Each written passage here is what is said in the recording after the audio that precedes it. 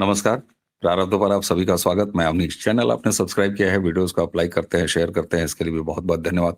Channel के bell icon को जरूर दबा के रखिए ताकि किसी भी अपलोड की सबसे पहले सूचना आपको मिले।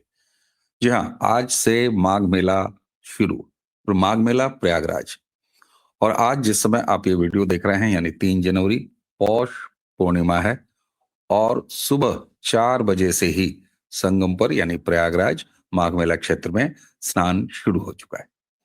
इससे पहले हमने आपको माघ मेला के अपडेट दिया था, एक पहला वीडियो बनाया था। ठीक उसी तरह मैंने कहा भी था कि जैसे महाकुंभ के दौरान मैंने हर वो जानकारी जो मुझसे जुटाई जा सकती थी, वो आपको मैं देता रहा।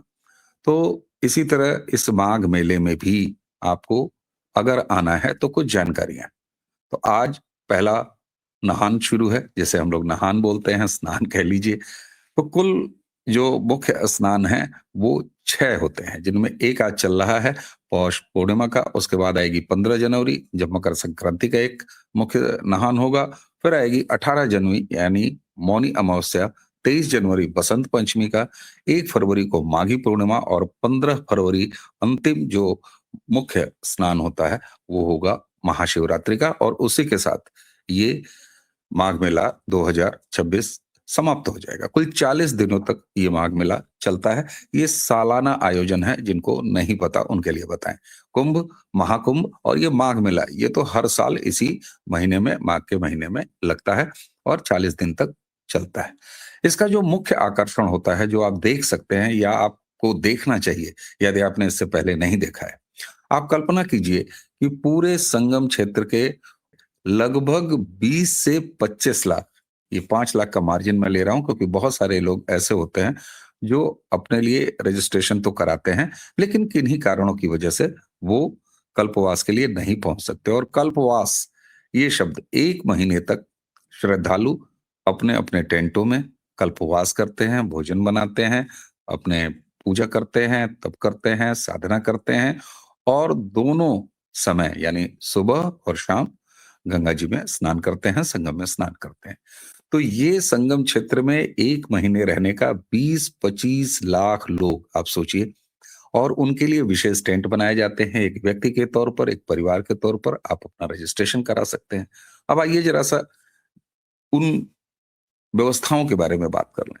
पिछले वीडियो में हमने आपको बताया था कि 65 हेक्टेयर क्षेत्र में ये पूरा मेला चल रहा है।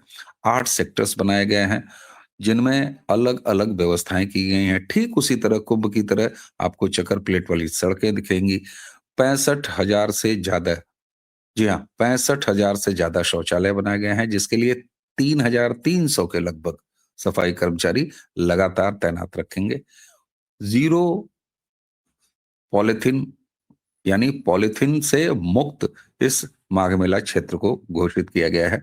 इसी के अलावा पिछले महाकुंभ में अगर आपको याद हो तो ट्रैफिक और ज्यादा जनदबाव के साथ कारण चलते हुए बहुत सारे लोगों को मोटरसाइकिलों की सुविधा लेनी पड़ी थी और उसमें ई रिक्शा वाले हों चाहे ये बाइक वाले हों, बहुत सारे तो उसमें सेवा दे रहे थे लेकिन बहुत सारे ऐसे भी थे जिन्होंने अवैध वसूलियां या ऊट-पटांग पैसे भी मांगे थे। तो इस बार उससे सबक सीखते हुए या ये कह लीजिए कि उस अनुभव के आधार पर मेला प्रशासन ने बाकायदे एक ऐप लॉन्च किया है जिससे आप पेड टू व्हीलर की सर्विस ले सकते हैं। रही रेलवे की बात, तो पिछले वीडियो में मेरे पास जानकारी नहीं थी लेकिन अब मेरे पास जानकारी है।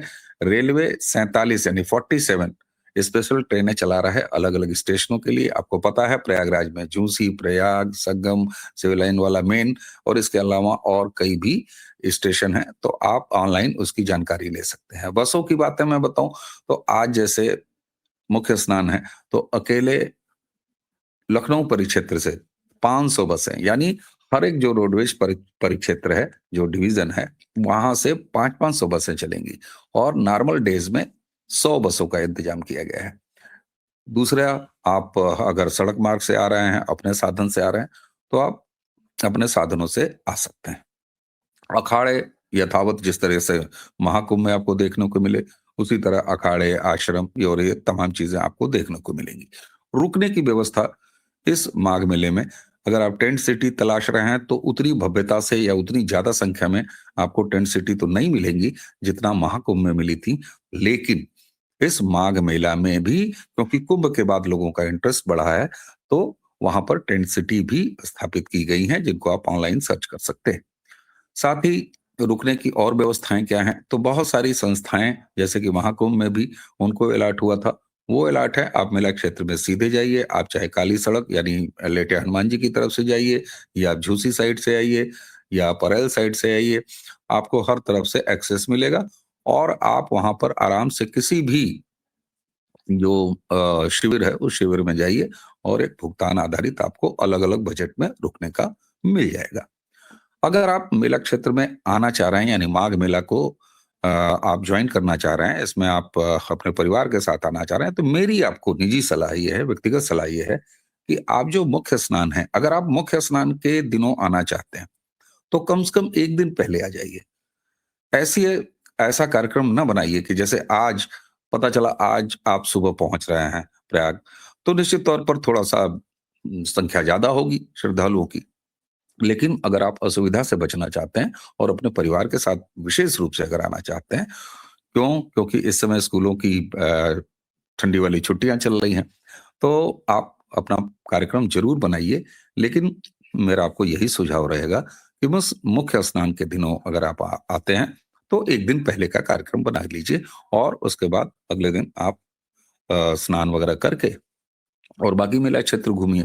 अब आप सोचेंगे बाकी मेला क्षेत्र में जो हमारे अखाड़े हैं या साधु संत हैं, उनके शिविरों के अलावा और क्या मिलेगा? तो उत्तर प्रदेश सरकार ने, उत्तर प्रदेश पर्यटन ने, धर्माधिकार मंत्रालय ने, इन्होंने एक व्यवस्था की है कि इस बार आपको माघ मेला क्षेत्र में अलग-अलग पौराणिक प्रदर्शनियाँ देखने को मिलेंगी। पिछले महाकुंभ में बड़ी भव्य स्तर पर उन प्रदर्शनियों को लगाया गया था। इस बार उस पर विशेष फ़ोकस किया गया है, जिसमें आपको अलग-अलग थीमों पर, अलग-अलग कहानियों पर, अलग-अलग पौराणिक घटनाक्रमों पर, वो आपको पंडाल दिखाई देंगे। संगीत के कार्यक्रम, बाकी कार्यक्रम वो लगातार चलते रहते हैं। प्रवचन, ये तो ख़ैर शिविरों में चलता है, अलग-अलग जो अखाड़ों के शिविर हैं या साधु संतों के शिविर हैं। प्रयागराज शहर के ट्रैफ़िक की अगर मैं बात करूँ, तो प्रयागराज हर साल इस माघ मेले के लिए तैयार रहता है, वहाँ का प्रशासन भी तैयार रहता है। कुल मिला के 14 पैंटून पुल बनाए गए हैं। हालाँकि ये संख्या आपको कुंभ के मुकाबले थोड़ी कम लग रही होगी। बाकी सुरक्षा के इंतजाम और बाकी ट्रैफिकिंग, खोया-पाया विभाग, वो सारी व्यवस्थाएँ उसी तरह हैं। तो अगर आप इस सनातन के एक और विराट संगम माघ मेला में आना चाहते हैं, आपके पास पर्याप्त समय है, 40 दिनों तक ये चलेगा। आज से शुरू हुआ है जैसा मैंने आपको बताया और ये फरवरी तक चलेगा। तो आप आराम से कार्यक्रम बनाइए। सुविधाएं लगभग आपको कुंभ के स्तर की ही मिलेंगी।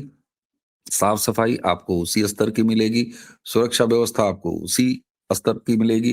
तो 3 जनवरी यानी आज से शुरू होके 15 फरवरी यानी महाशिवरात्रि तक ये माघ मेला आपके लिए रहेगा। कल्पवास करने वाले लोग 1 महीने तक वहां रहते हैं, अपने अपने शिविरों में रहते हैं। जाइए, उस अनुभव को भी जरूर देखिए। वो आपको एक विराट अनुभव होगा यदि आपने इससे पहले नहीं देखा है। मुझे उम्मीद है कि माघ मेला के या कहिए, मुझे लगता है कि माघ मेला का ये अपडेट आपको पसंद आएगा और यदि आपके किसी भी काम आ सके तो इसे कुछ और लोगों तक बढ़ाइए। मैं प्रयास करूंगा कि कम से कम हर एक मुख्य स्नान के दिन या तो उसके 1 दिन पहले या जब भी आवश्यकता हुई, कोई नई चीज आई, कोई नया डेवलपमेंट आया, तो मैं आपको माघ मेले का अपडेट भी बिल्कुल उसी तरह देना जारी रखूंगा जिस तरीके से मैंने महाकुंभ में अपना ये प्रयास किया था। तो इसी के साथ मुझे दीजिए आज्ञा। नमस्कार, प्रणाम, जय जय श्री राम।